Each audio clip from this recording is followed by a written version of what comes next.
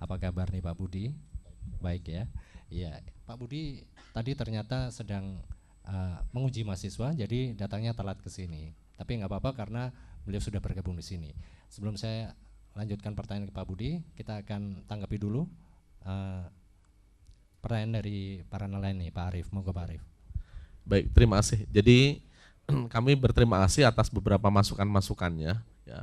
Keberadaan Raperda ini secara umum nanti adalah sebagai arah atau kebijakan untuk pemerintah provinsi dan juga kabupaten kota di Jawa Tengah.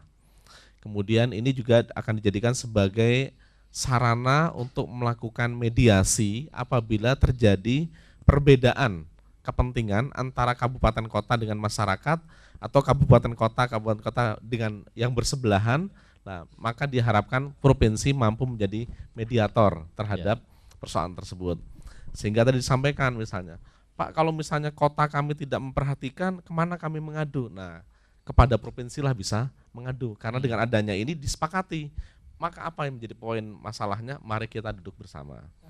Kemudian Raperda ini nanti tidak memberatkan nelayan khususnya untuk zonasi ini Pak. Ya. Gimana Pak?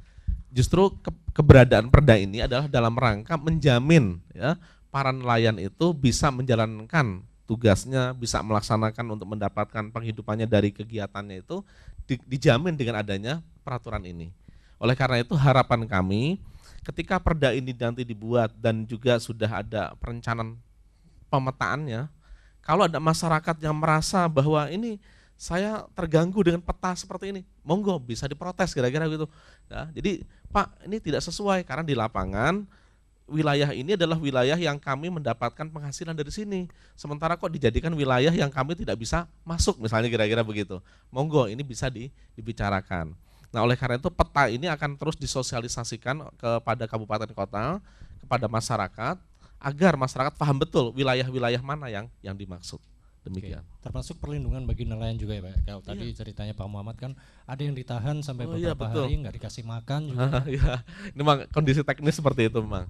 Tapi kemarin kita acara di Pekalongan menghadirkan kepala dinas itu.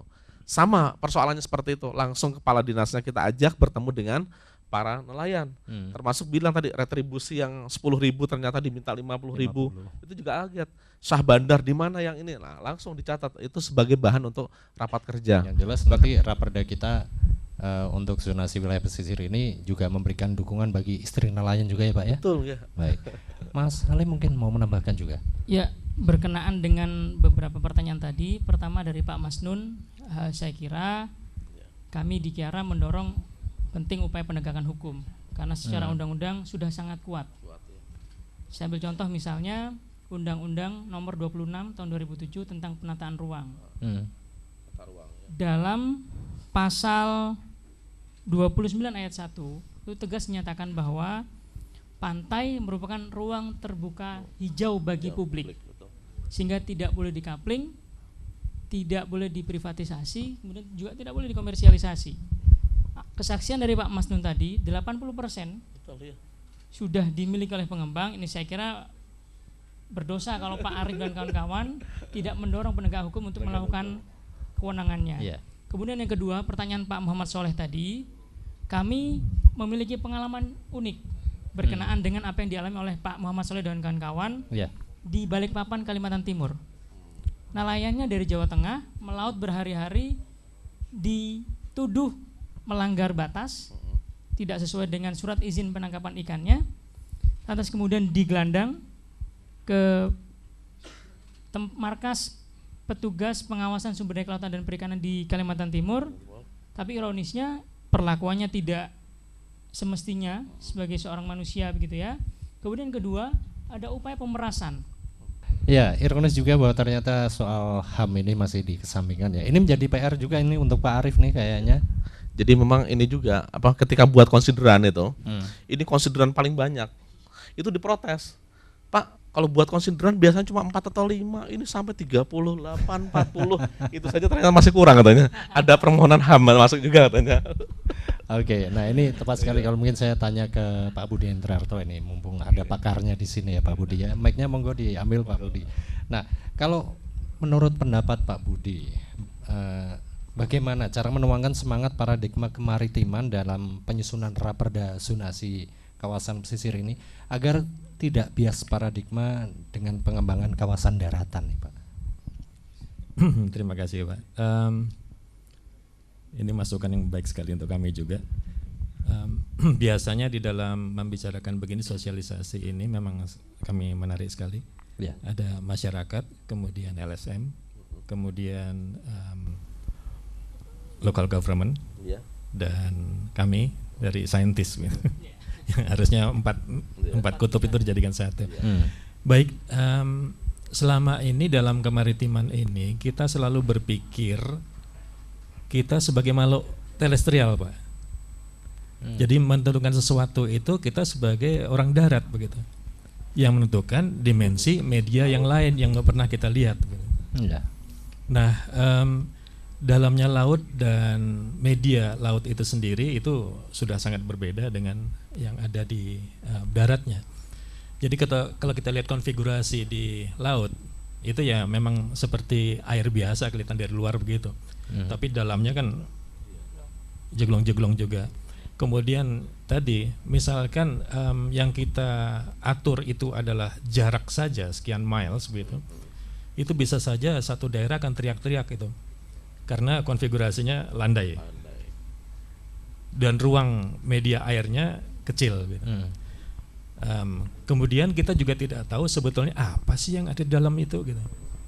Sehingga yang kita bicarakan selalu adalah supaya kita jadikan rata, jadikan bagus. Itu bagus untuk pengaturan, tetapi hendaknya kita berpikir menyelam sedikit dan memposisikan filosofi kita kepada bahwa itu yang kita pikirkan adalah air gitu. Begitu. Jadi ini yang jarang dilakukan dan kita hanya sebagai makhluk terestrial itu sampai sana pandangan kita begitu dan dilakukan. Menarik sebetulnya apa yang disampaikan oleh Pak Budi. Betul, Mas Pras. Ya. Karena dalam raperda ini kaitannya dengan kerentanan pesisir begitu ya dan pulau-pulau kecil, raperda ini masih menggunakan kata akan melakukan pemetaan. Saya kira cukup bahaya. Kelasnya perda tapi bahasanya masih bahasa akan. Mestinya kan, sekali lagi saya kembali ke Pak Arief, harus ada kajian yang matang terlebih dahulu, pemetaan, studi. Misalnya saya catat terkait dengan peta rawan bencana dan resiko bencana pesisir dan pulau-pulau kecil. Kita belum ada. Kemudian yang kedua, definisi bencana. Nah, seringkali kita bias begitu ya. Kalau kemudian satu wilayah sudah diberi izin, masyarakat digusur, diberi kompensasi, bukan dianggap bencana. Padahal bagi masyarakat nelayan itu bencana yang sangat besar buat mereka. Nah, kita mesti break dulu, tapi sebelum itu masih ada yang mau tanya lagi dari para hadirin? Oke, kalau nggak ada, nanti kita akan lanjutkan kembali diskusi kita dan Profesional Sindo, Sobat RD, serta pemirsa Pro TV. Kita akan kembali lagi dalam prime topik kita dan tetaplah bersama kami.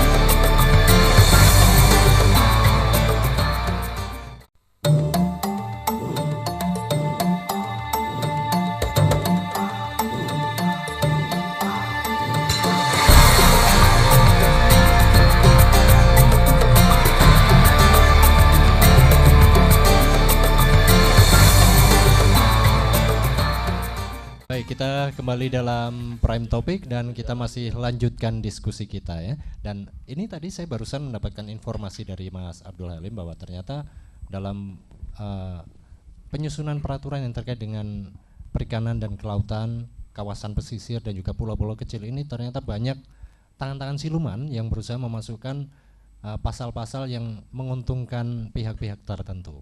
Nah, ini saya jadi tertarik juga karena dalam Pasal 71 Raperda Zonasi Kawasan Pesisir di Jawa Tengah, ini Pak Arief ya, ini juga mengatur kawasan zona pertambangan yang jauh dari pesisir.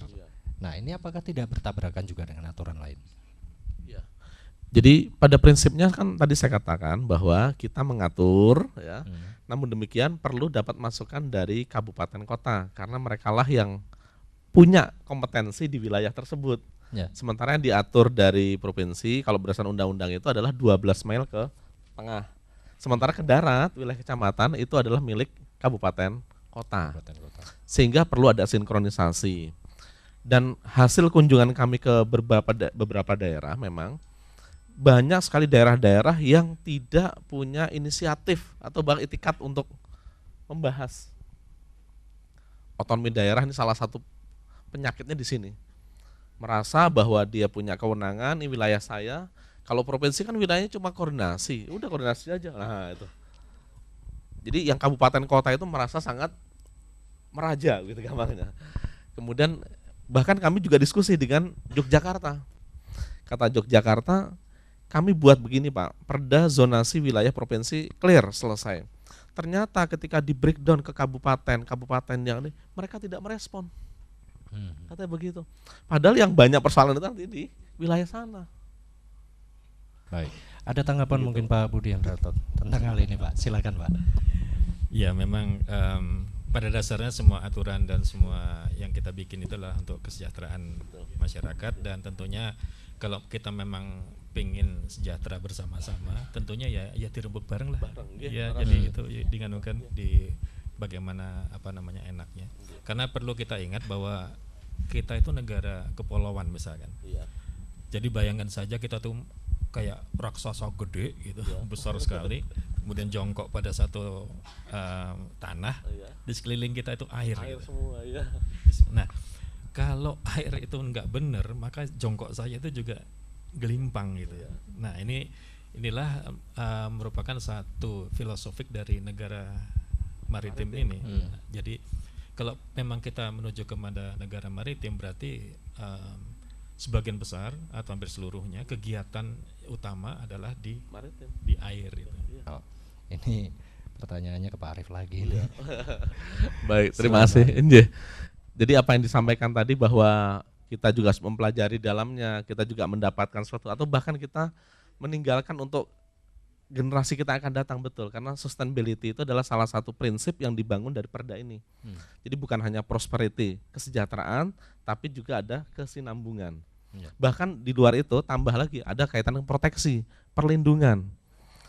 Perda ini salah satunya adalah ketika perda itu kan biasanya levelnya kalau sanksi itu 50 juta paling itu. Nah, ini ketika kemarin kita diskusi, banyak yang protes, Pak, jangan, kalau bisa jangan hanya itu, sanksinya besar. Oke, kita tempelkan sanksinya mengikuti undang-undang. Jadi sanksinya tidak mengacu pada perda, tapi mengacu pada undang-undang.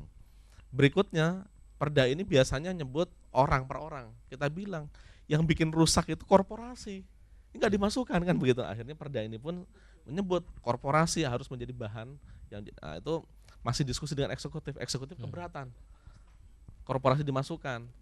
Nah, saya bilang Pak, pada bapak-bapak itu saya bilang kalau misalnya disebut hanya orang ya karena cuma nelayan, ya ini bukan bosnya nelayan, saya bilang begitu misalnya. Ini yang punya kapling-kaplingan, saya bilang begitu. Ini kan korporasi, saya bilang. Nah, tapi kelihatannya dari pihak itu sudah mulai melunak begitu ya, memasukkan bersedia untuk itu. Jadi itu mungkin beberapa tanggapan secara umum. Ya. Mas Alim kayaknya mau menanggapi juga ini. Ya, berkaitan dengan yang disampaikan Bu Stefani tadi, save it, use it, study it. Perlu dibalik itu, study it dulu, baru kemudian use it, save it. Karena kondisinya sudah sedemikian mengkhawatirkan. Dalam konteks ini saya ingin katakan bahwa intensi Raperda rencana zonasi pesisir dan pulau-pulau kecil di Provinsi Jawa Tengah itu bukan lagi berada pada wilayah yang kosong persoalan, tapi sudah banyak persoalan yang penting kemudian untuk diatur karena kewenangan legislatif juga ada di situ, sehingga kemudian persoalan-persoalan di lapangan seperti tadi disampaikan oleh Pak Mas Nun, Pak Muhammad Soleh dan Ibu Mas Nuah itu tidak lagi dibebani atau dialami oleh masyarakat nelayan maupun perempuan nelayan. Kemudian yang kedua, saya kira Raperda rencana zonasi pesisir ini juga harus senantiasa meletakkan pertimbangan penting konstitusi berkenaan dengan frase sebesar-besar kemakmuran rakyat. ada 4 tolak ukur yang diberikan oleh Mahkamah Konstitusi berkenaan dengan pelaksanaan frase sebesar-besar kemakmuran rakyat ini. Apa itu? Pertama adalah kemanfaatan sumber daya alam bagi rakyat. Jadi bukan orang per orang. Seberapa besar manfaat yang bisa didapatkan oleh masyarakat. Kemudian yang kedua, tingkat pemerataan sumber daya alam bagi rakyat. Selama ini boleh dikatakan, kalau tadi Pak Masnun sampaikan, di Kecamatan Tugu saja 80% pantainya sudah dikapling. Mungkin kalau dihitung tidak kurang dari 10 orang. Dan ini juga terjadi di pantai-pantai lainnya. Terakhir saat ini kami tengah membantu teman-teman nelayan di Teluk Manado yang hampir pantainya itu tidak bersisa, hanya menyisakan 40 meter, itu pun sudah akan direbut. Saat ini masyarakat nelayan di sana tengah perang-perangan dengan pengembang dan juga pemerintah Kota Manado yang justru memihak dan mengabaikan putusan Mahkamah Konstitusi maupun undang-undang yang lain. Ini saya jadi penasaran mau tanya ke Pak Budi Hendrarto ini. Kearifan lokal seringkali diabaikan. Bagaimana sebaiknya nih Pak Budi? Baik, bagi teman-teman yang tinggal di laut, di daerah pesisir, itu mereka sebetulnya sudah berpikir, wong yang namanya hidup saya itu kan tergantung dari sumber daya alam di situ. Jadi dari sananya sebetulnya mereka sudah dari dulunya ada beberapa hal itu pasti mereka sudah mengatur itu.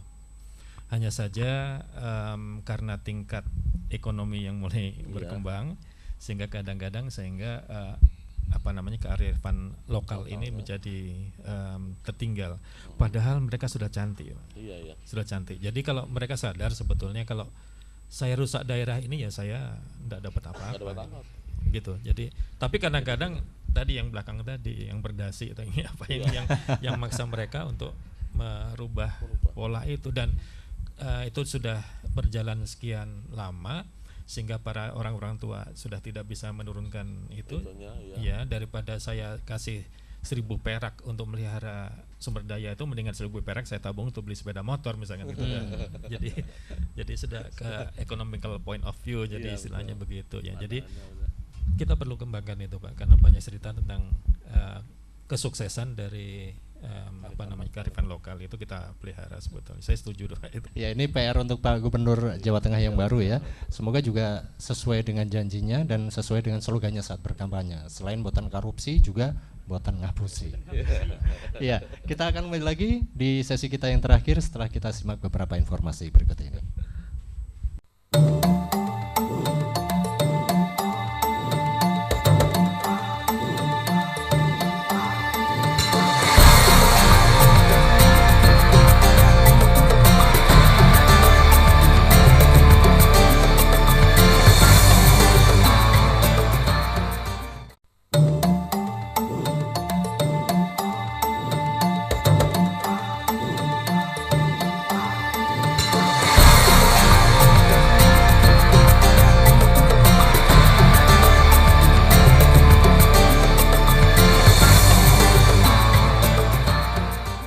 Anda masih tetap bersama kami dalam Prime Topic. Tema kita adalah mengkritisi Raperda zonasi kawasan pesisir di Jawa Tengah.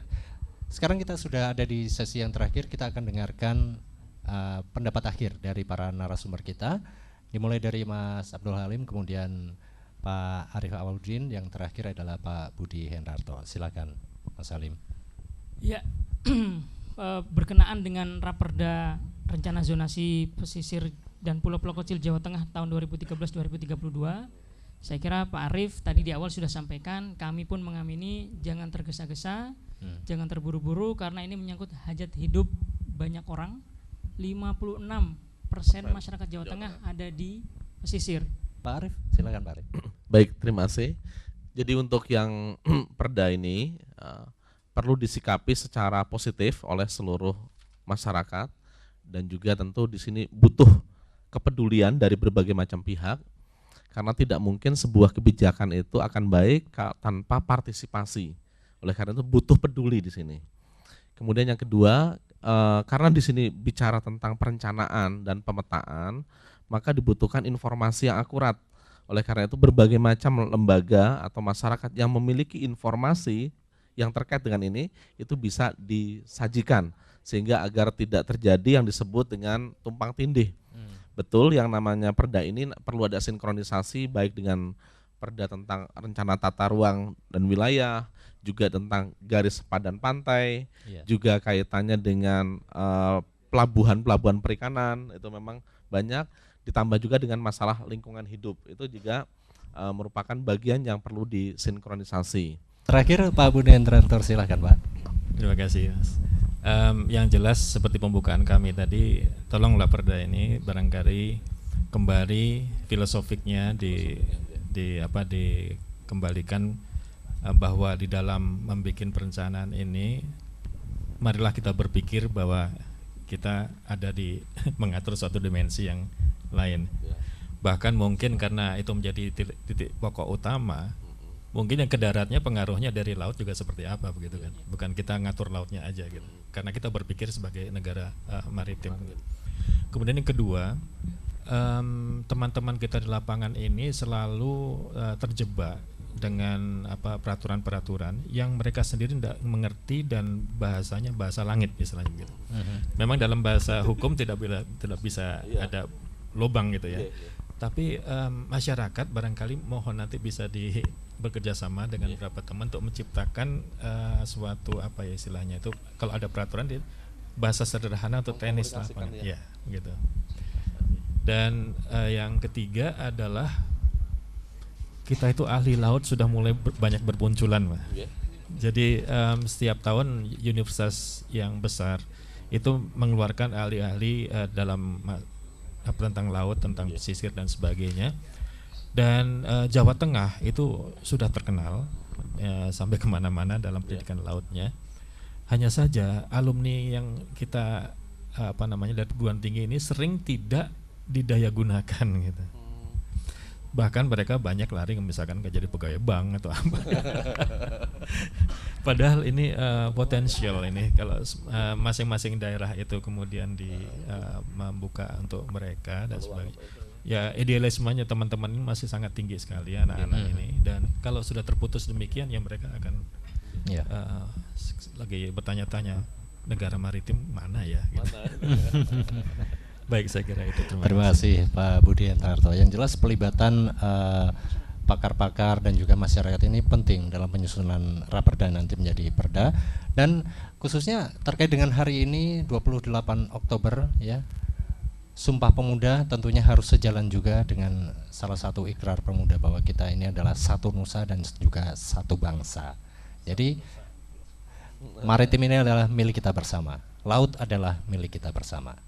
Saya Advianto Prasetyo Budi juga tim yang bertugas, kami mengucapkan terima kasih atas perhatian Anda.